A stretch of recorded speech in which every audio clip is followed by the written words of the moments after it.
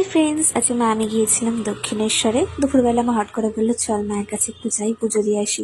আর মায়ের মনটাও খারাপ ছিল, আমার মনটাও ভালো লাগছিল না। তো মা আমি যাচ্ছি এখন পুজো দিতে। আর বলতে গেলে প্রায় 2 বছর পর মায়ের কাছে যাচ্ছি পুজো দিতে। সেই যে মা দিদা চলে গেছিল, তারপর মা আমি কখনোই আমাদের যাওয়াই হয়নি পুজো দেওয়ার। মনটাও ভালো লাগছিল না, প্রায় অনেকদিন পর এসেছিলাম। আর মায়ের জন্য মনটা আমার দুজনেরই খুব খারাপ লাগছিল। তো আমরা এখানে পুজোর ডালা নিয়ে নিলাম, পুজো দেওয়াও কমপ্লিট হয়ে গেছে। খুব ভালো লাগলো মাকে সামনে থেকে দেখে, মনটা এতটা শান্তি হলো। তো আমি এখন নিলাম ঘুগনি, কারণ আমার অনেকদিন ধরে ঘুগনি খেতে ইচ্ছা করছিল। মার ওটা মাথায় ছিল, তো মা গিয়েছিল ঘুগনি, আর মায়ের তো খুব ভালো লেগেছে। আর মা নিয়েছিল আলু কাবলি। আমি খাইনি, কারণ আমার গলাটা ব্যথা করে বেশি টক আইসক্রিম ঠান্ডা খেলে।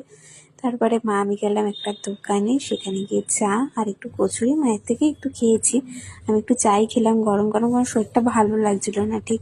তারপরে এখন যাচ্ছি বাড়ি, সব কমপ্লিট।